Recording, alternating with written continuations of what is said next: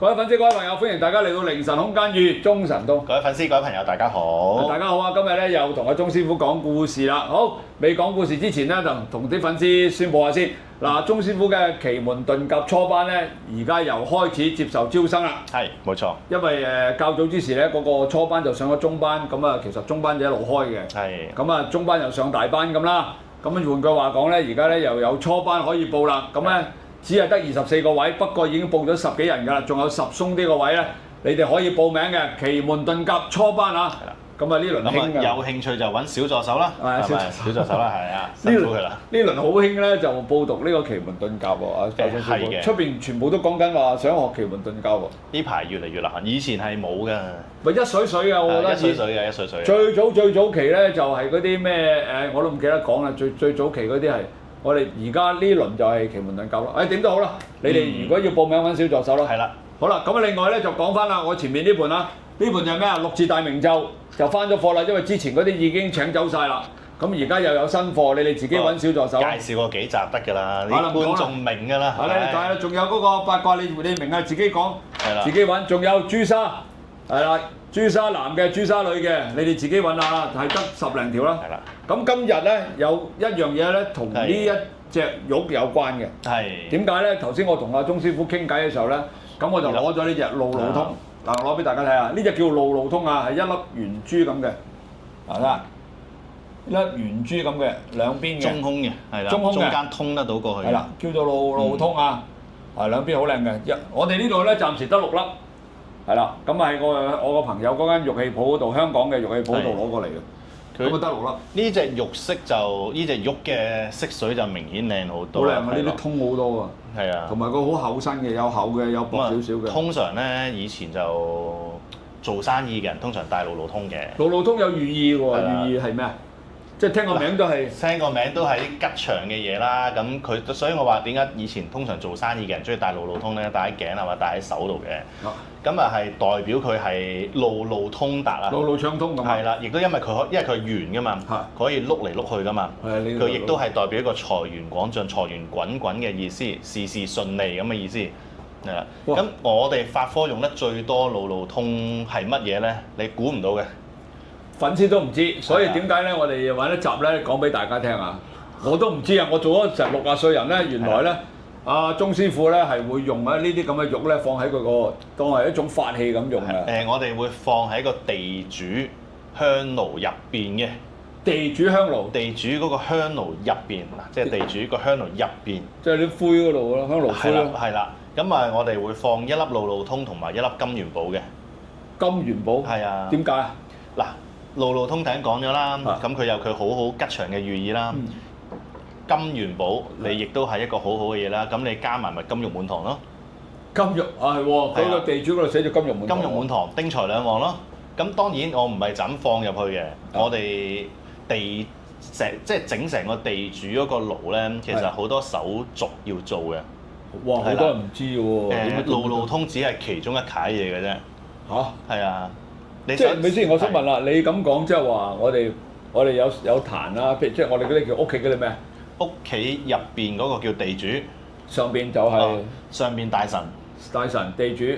我屋企咪有裝咯。係啊，就要裝好多嘢嘅正常。當然我唔係話我入邊唔擺粒玉擺粒金係咪就唔啱？並唔係咁嘅意思。不過喺你嗰法科裏邊。係啦，只係喺我哋個世界啊。呢啲吉祥如意嘅嘢可以加埋落去，甚至有啲人會加埋啲五色豆、五色水晶，甚至都會嘅。五色喎。佢代表金木水火土啫嘛，你都係叫做金木水火土五行齊全，咁佢啲嘢就係樣樣都齊全通達咁嘅意思啫嘛。呢啲全部都係意頭嘢，寓意意頭嘢嚟嘅。唔係喎，你唔講我哋真係唔知喎。咁正常。所以就要你講。係好正常嘅，因為唔係呢科啊嘛。咁跟住點啊？仲有啲啊？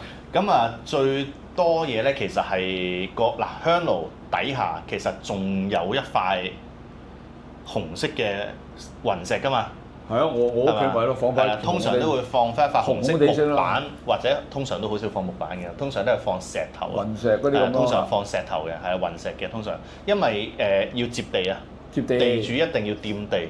哦，地主一定要掂地，咁如果你攞塊木頭隔咗佢咧，就木克土，亦都未必係咁好。但係我有見過放木板嘅。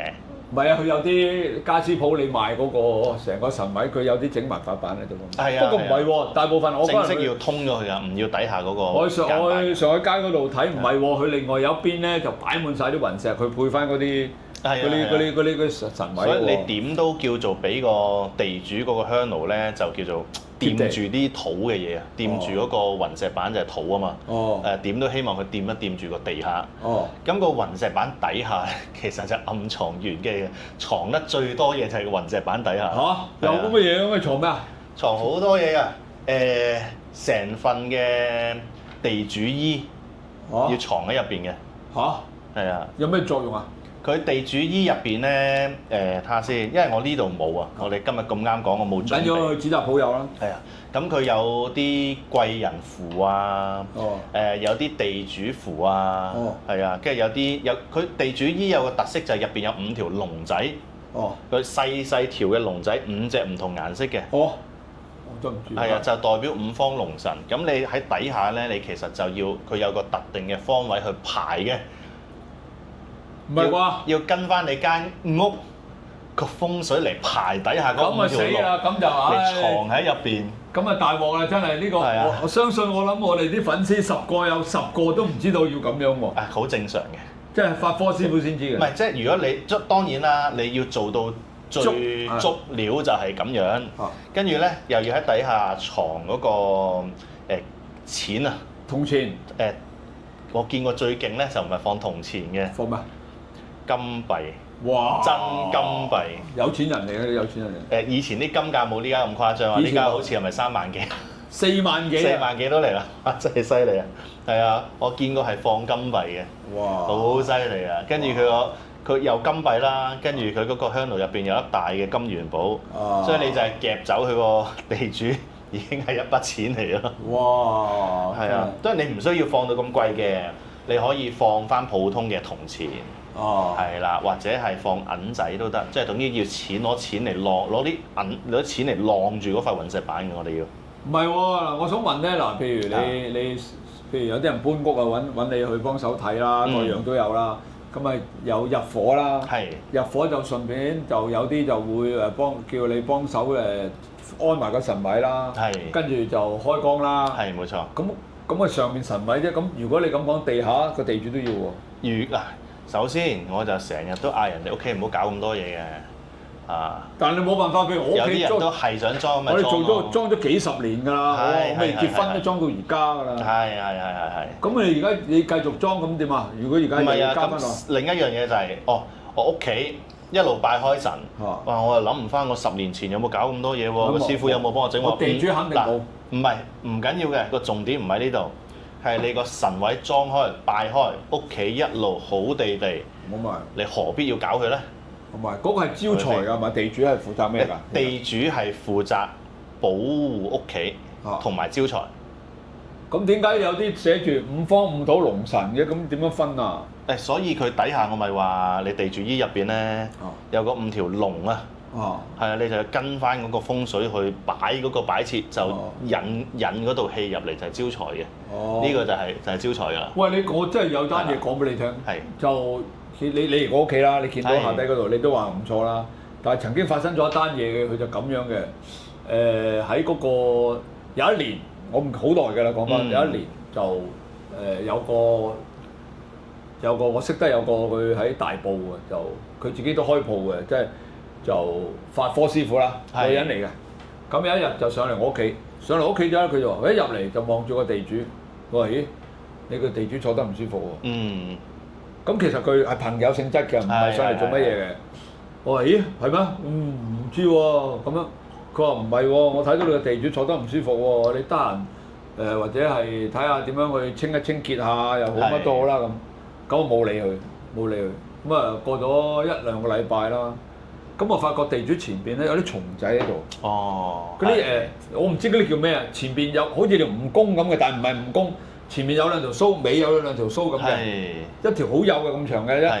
咁啊，有啲粉絲知道叫咩名，不過我唔識。係咪嗰啲紙蟲喺啲書入邊常見嗰啲啊？總之嗰條蜈蚣仔咁樣，就係條頭就2條須，尾2條須咁嘅。咁啊又見到一隻，咁啊唔緊要啦，又唔出奇啊，咁啊捉咗。過咗2日又有一隻，又有一隻。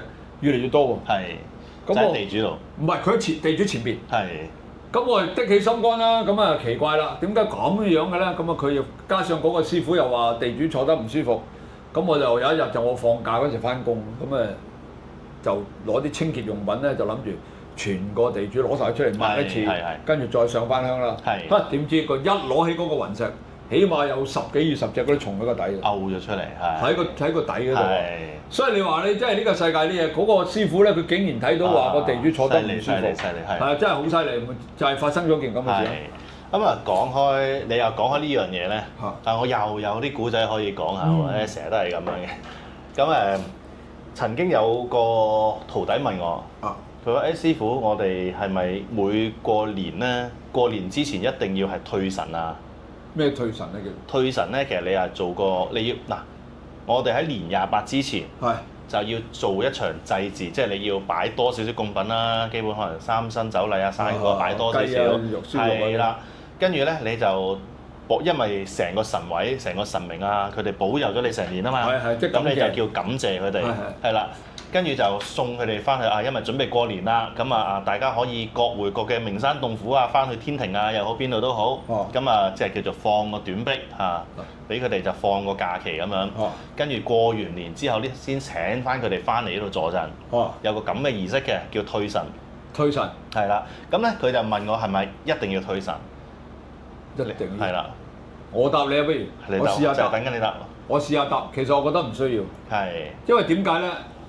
第一，嗰個神你安咗個神位啫，未必佢會落嚟噶嘛。係。呢個第一點啊！以前你教過我㗎，我記得㗎。即係你講過㗎，未必。雖然你安咗個神位，雖然你上香，雖然你成日供奉，而嗰個神未必日日坐喺度嘅。冇錯。呢個第一點嚟㗎。咁你既然佢唔係日日坐喺度，而你做呢個退神嘅動作，佢根本唔需要你請佢，佢係神嚟㗎嘛，使乜你請？係。係嘛？係咪合理啊？合理，好合理，答得非常之啱。同埋佢真係要翻去，佢自然會翻去，係咪？係啦。但係我同佢講啦，我同我個徒弟講話啊，咁你首先搞明白點解要退神先。係咯。一來係為咗感謝，二來係為咗咩啊？為咗清潔個神台。係啊，我想問你一講我又有問。係清潔個神台。我就問啦，嗱，譬如我哋神台要間唔中要清潔㗎，咁你始終有啲灰有啲剩啦。冇錯冇錯。咁如果我攞塊布，抹，咁你塊布會唔會邋遢啊？你抹嗰個神位，抹個神。所以就係咁樣咯。咁你會揾咩抹啊？正常我哋就一年大執一次嘅，即係大掃除一次個神台嘅，所以就喺年28之前退神。跟住你臨過年之前，你年28洗邋遢啊嘛，咪大清咯，大執咯，係啦。咁日常嘅話，咁梗係可以清潔下啦。咁你嗰塊布，你唔好走去抹過個廁所，走嚟抹神像啦。我攞啲濕紙巾啊，或者乾淨攞啲乾淨啲嘅嘢抹抹，但係通常都好少會特登走去抹神像嘅，一年抹一次嘅。你留意下，你神像有開光，佢唔係好沾塵嘅。我嗰個咪咯。好奇怪㗎。好奇怪，我嗰個等喺度，我老婆日日上啊，特別完全冇灰嘅。你睇到啦。就係個個都係咁啊。完全冇灰喎，好奇怪。啲神牌都係㗎，我哋啲神牌都係特別就唔沾塵㗎。開個光嗰啲真係唔沾塵喎，反而你有時去到一啲，譬如啲。有啲某個唔好講邊度咧，某一個寺廟咧，你見到咧佢等喺門口嗰啲咧，因為佢都冇供奉嗰啲咧，全部都塵嘅。係啊，好奇怪。係啊，所以正常就一年抹一次就得㗎啦。咁就我哋先退咗神，即係請佢哋離開。咁你抹嗰時咪唔會話唔尊重啊，或者整到佢唔舒服啊，係咪？跟住你咪過完年再請翻嚟咧，呢個就係我哋正常每年要做嘅退神儀式。咁日常去清潔啦，我哋今日講咗神台維護同保養喎，變咗。唔係講翻唔係嗰個講翻點解你哋要放路路通呢啲咁嘅玉咧？通常呢啲玉咧，唔係我呢啲咧，通常啲人咪戴喺心口噶嘛。係。咁啊就做生意嘅人戴定係咩人戴？其實都得嘅，因為佢個寓意好好。係啦，佢個寓意一來就財源滾滾。二來就4路通達，首先我哋聽落都係做生意好需要嘅嘢啦。咁三來咧，佢都係希望事事順利啊。係啦，所以亦都普通人都帶得嘅，係啦。因為我點解會今日介紹路路通咧？就我朋友咪開玉器鋪啊嘛。咁佢就喂，祖哥，你靈神空間裏邊，你點解你唔介紹俾啲粉絲路路通？我唔識咩叫路路通。咁後尾有一次我咪問你嘅，喂，鐘師傅咩叫路路通嘅？咁你就話原來路路通咧帶咗係咁樣寓意係咁樣。咁我咪叫個 friend 去攞住幾粒過嚟俾介紹俾大家咯。哇，好靚啊！呢批係靚嘅，佢啲你一擺埋一齊就明顯見到個色水真係靚。梗啦，呢啲同呢啲都唔同價錢啦，呢啲貴少少咯。不過呢啲就越帶越綠嘅。不過係唔好講呢啲。係啦，冇錯。唔好講，我哋講翻嗰個路路通咧，你咪講放喺地主。地主，你咪講地主同埋嗰個咩神分別啊？哦，地主同土地。係，你講咩叫地主同土地？好，我哋都唔識分。因為通常好多人咧，我見真係90%人都混淆呢件事嘅。我都唔知咩叫土地同土地咪下低拜嗰個五方五土龍神嗰個咪土地。嗰個係地主。嗰個地主，對唔住，我哋唔識啊。咁樣分辨啦，你間屋入邊，即係佢入屋嘅嗰個叫地主。地主係屋外邊嘅叫土地。咁山塵土地係咪嗰啲叫土地？係啦，係土地，係外邊嘅。唔係，我想問啦，咁樣譬如我哋有時去旅行啊，或者去到啲村，而家新界仲有啲好舊嘅村咧，咁佢入條村門口咧有個村門有個土地廟，唔係廟，佢有啲冇廟，細間，喺個路口整個位咁樣，可能都係3尺嘅咁。係。跟住有個土地公公、土地婆婆咁嗰個係咩嚟啊？土地咯，嗰個土地。嗰個喺咪你間屋入邊啊？唔係喺出邊。屋外係咩啊？土地咯。哦，你唔會喺屋入邊供土地㗎。哦，土地唔可以入嘅，因為入廟裏邊係咪啊？係啦，土地一定係外邊嘅。但係佢唔係喎，我嗰次去嗰個元朗嗰個廟，佢個土地公都喺等出邊喎。係咪正常啦？咪等出邊咯。哦，啱嘅。係啊，因為土地公公個職責同地主唔同。係咩？土地公公個職責係管呢一區嘅靈界個人口問題。管靈界啊，即係管鬼啦！即係土地公公就管鬼。係啦，管依個區域個朋友仔嘅一切雜務。哦。例如佢冇地方去，佢冇飯開之類，所有呢啲雜務都係歸土地公公管嘅。咁你諗啦，佢管全部都係管朋友仔，你會唔會供佢入屋企啊？咁梗唔會啦，大佬。係咯。咁佢本身都係屬於嗰類㗎啦，係嘛？佢屬於神，佢係神嚟嘅，直情係神明嚟嘅。但係神不過管嗰區嘅陰靈啦，係啦，佢嘅職責係管陰靈呢啲朋友。咁地主個職責係保護你屋企入邊。哦。係啦。咁但係咧，講係咁講啫喎，成日有一啲地主作亂嘅喎。地主作亂？係啦，即係佢個職責，佢應該係管間屋入邊，合眾人口平安。但係咧，有啲就會搞事嘅。地主作亂？地主作亂即係你屋企鬧鬼，就唔係外邊嚟嘅，其實地主喺度搞事。嚇？係啊。佢地主唔係，我想問先，地主究竟佢係神啊，定係屬於一個陰間嘅陰神啦？你當係陰神係啦，但係唔係咁神格啦，唔係咁大嘅神啦，係好低格係啦，低少少嘅神。甚至咧，你當佢係呢間屋入邊嘅朋友仔都得。嚇！即係佢本身係喺呢間屋度管下呢間屋嘅朋友仔啦，都得嘅。咁即係我屋企都有啦，要。係啊，但係你又話佢嘅職責係負責保護呢間屋同埋消財啊嘛。應該要保護呢間屋。你有冇聽過一個4字成語叫監守自盜啊？但點解佢咁做咧？可能覺得你供得唔好。哦。即係佢本身係喺我間屋裏邊嘅陰靈，上邊係坐咗個神，下低坐咗個陰靈。係啊，所以通常你就要有個大神咧壓住個地主咯。哦，你亦都唔希望地主搞事咯。即係其實個概念就係間屋入邊都一定有朋友仔㗎啦。哦。咁你俾個位佢。哦。嗱，你就喺度。哦。係啦，每日就有香火供奉你，有生果，得閒就有可能初二16就有啲嘢食下。咁就大家就相安無事啦。咁你亦都保佑下我財源廣進，我就揾得多，你就供得多。哇！你呢個概念我而家先聽啫喎，大佬。係咁樣嘅喎。係咁樣添咪仲？係啊。咁如果我唔供，即係話我間屋就唔會有個朋友仔坐喺度啦。唔係。嚇？唔係點解？你供唔供？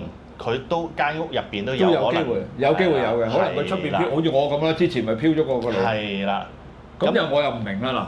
咁好啦，嗱你話我屋企，咁我有個神喺度啦，我下低有個地主啦，咁你亦都你啲徒弟都話啦，供得幾好啊，甚至阿張天師都話有力喎咁樣，咁點解都仲有遊魂野鬼走咗入嚟我個間屋嗰度咧？唔關事嘅喎又唔關事咁。唔係呢個問題，我哋真係答過好多次啦。你首先，佢神明喺度，嗱神明喺度啦，佢個職責佢唔係幫你睇場㗎嘛。係。OK，你係供奉佢㗎嘛。咁嗰個嗱，地主個職責應該係要睇場。係啊，佢應該睇場啊。冇話唔可以俾佢偷懶㗎喎。咁啊係。第一樣嘢，第二樣嘢，佢未必夠人打㗎喎。唔係，我覺得即係始終即係好矛盾呢樣嘢。嗱，我供佢，咁佢就成日都喺度啦，咁啊裝香啦，咁啊保佑我呢間屋啦，咁跟住咧就招財啦，咁其實佢一邊就做呢樣嘢，但係一邊佢又失職喎，可唔可以咁講？哦，你係講緊香港大部分嘅架構都係咁嘅喎，好正常嘅喎。真係攞命嘅真係，真係攞命。即係佢有時咧，我哋都見到有啲地主係做得好好嘅。但係好多都唔係咁盡責嘅，有嘅，即係佢又有法力，不過佢未必做，未必咁強，未必做，又或者佢覺得你遊魂野鬼你都係企喺度或者喺度啫，佢冇必要，佢又冇做嘢，冇又做其他嘢，係啦，會唔會咁樣咧？佢未必會真係，係啦，哦，即係佢哋都有自己個性格，有自己個能力，係啦，即係我哋希望係咁樣做，係啦，但係未必一定嘅。不過我又咁講啦，你講翻咧，我成日都覺得我屋企嗰個壇咧，成日都因為其實我冇咩點打掃啦，但係成日都好做乾淨。係啊，正常啊，你都係通常都係香灰咯，香灰啲香嗰啲灰跌落嚟，咁你抹一抹、掃一掃就冇嘢㗎。通常好少啊！我成日都覺得我每一次望埋，我都覺得好靚㗎，我唔知點解。最緊要我哋清潔嘅時候，你就唔好喐到個香爐咯。嚇，香爐冇喐到啊！最好唔好喐到，即係個香爐喺度。嗱，我自己嘅香爐點抹咧？即係我攞濕紙巾，一手撳實佢，另一隻手咧咁樣抹嘅。點解唔好喐個香爐啊？最好唔好真係喐動到佢。點解咧？因為成個香爐就係佢個力量聚喺度嘅根源。啊，係啦，你喐到佢，佢就啲力就容易散。哦，係啦，咁你就叫做一來我哋靠呢份嘢揾食啦，咁梗係唔希望個力散咗啦。哦，係啊。咁會唔會你好似你哋法科咁啦？會唔會有機會你去到某屋企或者某朋友屋企，你見到佢嗰個地主，其實見到朋友仔喺度？都唔奇㗎。即係佢喺唔喺度都唔，有時會喺度，有時唔喺度咁。哦，係，佢通常咧，你供得就會有嘢喺度㗎啦，地主。哦。係啦，有冇力嘅啫？我哋一般人咧，成日都以為地主係神嚟嘅喎。地主。原來佢係一個陰神嚟嘅喎。土地就算係神。但係地主唔係，你話土地喺出邊啊嘛，屋企喺出邊嘅係啊。屋企唔係啊嘛。屋企嗰個唔係嘅。唔係咯，即係咁，即係上面就供神，下低就供陰神咯。係啦，你咁樣諗。所以我哋有時有啲朋友咧，好奇怪嘅住，我以前見過住嗰啲公屋啊，佢冇供過神嘅，但係佢放個地主喺度。係。仲有我想問啦，以前咧我哋啲屋企咧門口咧咪等個地主喺度㗎？門口。出邊門啊？外邊嗰個叫土地。但係冇放個土地公公像，乜都冇，就咁放個香爐，寫住。通常係寫住土地嘅。寫住有個牌，紅色嘅牌。係啦。咁嗰個係土地。土地，屋外邊就係土地。哦，以前因為我哋。除非佢放錯。因為我哋以前舊年代咧，家家戶戶門口咧就會放個紅色牌，唔記得係土地定係地主。跟住擺個吉仔喺度㗎。擺個吉仔，跟住擺個香爐，就擺喺門口。屋邨以前最多，後尾自從政府就唔準俾擺，公眾空間。唔準擺啦嘛。咁而家就絕少㗎啦。係。咁以前嗰個就係土地。屋外就土地。哦，即係屋又以前啲人咧，屋外又放，裏邊又放。係啦。即係以前家家戶戶咧都裝神位㗎嘛。係冇錯。10家有8家都裝神位㗎。係啦。所以個土地你話佢有啲人唔放大神，都搞個地主喺度。地主咁咧，我哋頭先咪話個地主雲石板底下藏好多嘢嘅。咁嗰份地主衣入邊咧，其實就有好似4條係叫做鎮壓地主符。哇！係啦，多嘢㗎。嗰4條符咧就係鎮壓住個地主，等佢唔好搞一陣，唔好作亂嘅。如果佢要搞一陣，就攞嚟鎮住佢；佢唔搞就冇事啦。係啦。好似屋企咁，邊有搞嘢？係啦，甚至咧，我哋法科嘅地主壇咧，你都要貼啲符喺度。哦，點解？防止地主作亂咯。就鎮壓住佢咯。咁我嗰個使唔使啊？我即係其實咁樣嘅，你當佢哋係即係你要揾啲 supervisor 去夾住。咁我嗰個使唔使而家我？都係嗰句，我哋回歸初心，冇嘢就唔使搞好地。我拜咗咁多年，屋企順風順水，事事順利，就千祈唔好冇嗰樣整嗰樣。唔好聽人哋啲網上講話就咩啊？唔好，千祈唔好。大家聽住啦嗱，拜得好好地就繼續去就得啦，你唔好鐘師傅咁樣講完喎，我都冇整，我不如拆咗佢再整個，千祈唔好。聽清楚啦，千祈唔好啊！拜得好好地繼續拜就得㗎啦。係啦，真係。喂，以前我就有個問題，即係我哋以前咧喺我哋嗰個年代啦，即係我後生嘅年代咧，家家戶戶屋企就有神位嘅，係冇錯，即係冇邊個冇啊，基本上。係啊，因為佢哋嗰陣時嘅年代就比較着重於中國嘅傳統禮節嘅，七姐誕啊都一定要拜神裝香啊，買燒肉買雞啊，甚至以前係嘅七姐誕都要嘅。咁啊有好多嘅節日嘅，我哋中國啊，咁而家冇人拜啦。咁會唔會就係咁樣？因為咁嘅問題，搞到而家嘅社會啲人又容易失業啊，精神又緊張啊，又瞓唔着。因為我哋接到凌晨空間接好多呢啲個案㗎啦，大家都知啦。會唔會有關係咧？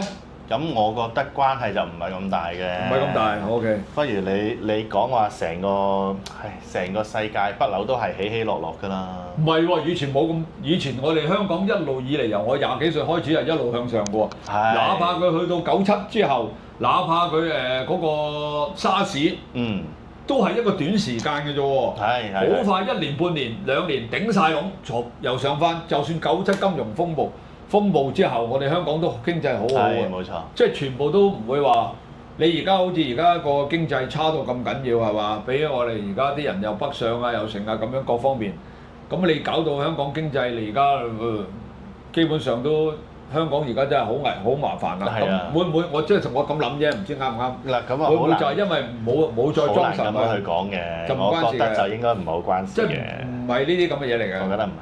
但係而家好多人氣運問題，成個香港個氣運走勢問題嚟嘅。走勢我呢個同呢個即係紫微斗數睇唔睇到㗎？其實通常有啲人會咁樣去開嚟睇個成個香港嘅運勢啦，或者成個國家嘅運勢啦，有啲人咁去做嘅。我自己比較少做呢樣嘢。哦，係啦。咁啊唔好啦，咁啊呢集我哋繼續講翻先。嗱，嗰個路路通同埋嗰個元寶啊，咁我哋係咪真係要放真玉啊？玉就梗係真啦，玉就首先唔係好貴先啦。咁啊有幾百蚊到幾萬蚊都有咁就。係，你放粒玉唔係好過分啫。即係唔好放假嘢啦。係啦，但係你放粒玉，你又放埋粒金入去咯喎，自己諗喎。金你可以有啲金元寶咁細嘅啫，同埋亦都冇嘅，冇所謂嘅，冇所謂。總之係元寶就得啦。呢個可以自己放嘅，但係如果你想正式設一個地主壇咧，即係我哋喺上面仲要寫好多花字嘅。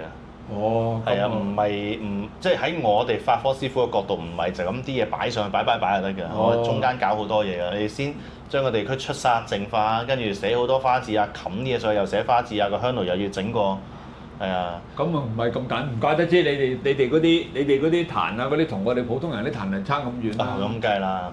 但係你話一般拜都唔緊要嘅，咁你自己整開擺得好咪擺得好咯，冇所謂嘅。咁啊係，除非你又唔好聽完之後特登即係挖咗個地主個香爐，佢又抌粒玉抌粒金落去先整翻，唔好話擺得好地唔好搞佢，千祈嚇。喂，唔係喎，有另一種 case 喎，就係乜嘢咧？佢嗰個我哋接過幾單嘅咧，佢就打電話嚟就話唔係 WhatsApp 就話佢屋企有個神位，跟住有個地主，但係已經好耐冇供奉㗎啦。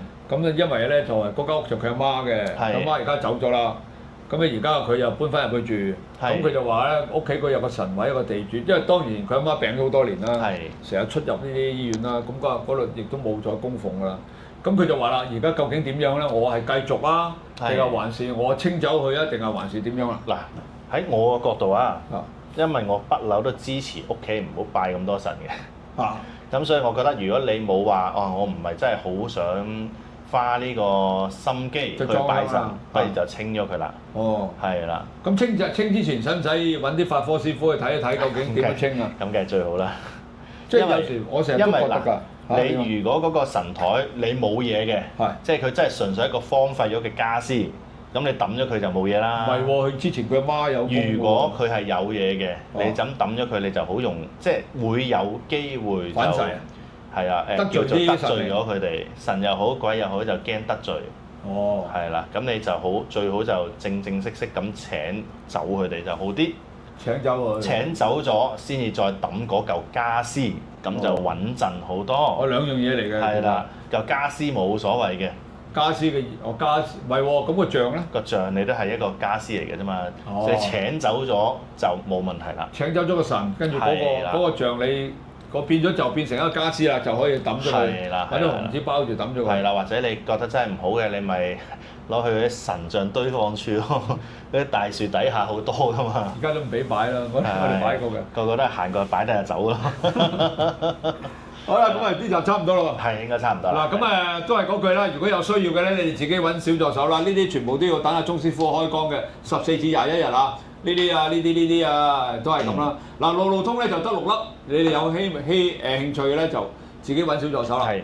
咁啊，今集咧就到呢度啦。我哋又用啲時間咧拍多幾集俾大家啊！記住留言、點讚、收藏、轉發、撳個鐘仔。仲有，如果你哋想聽咩嘅咧，你哋繼續咧可以留言話俾我哋聽嘅。咁我哋盡量咧揾多啲資料咧，搜集咗之後咧，同埋講多啲好嘅故仔俾大家聽。咁今集到呢度啦，鐘師傅我哋講拜拜。好，拜拜。